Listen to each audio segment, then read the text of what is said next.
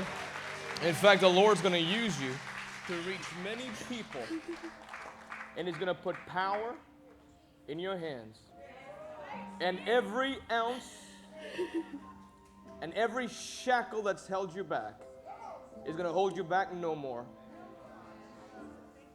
And whatever generational things that you think that you might have had dealt with, it ends with you in the name of Jesus. And it will not pass on to another generation. In Jesus' mighty name. Even I see that many times you almost try to end your life.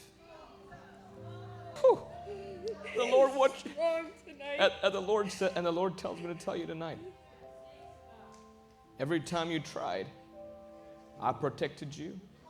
And I kept you for a purpose. You felt God tell you to come here tonight. I saw it a week ago. I saw an ad about you guys. Not even a week ago, really. When I turned back to God. And He is right. I did try to end my life in 2019.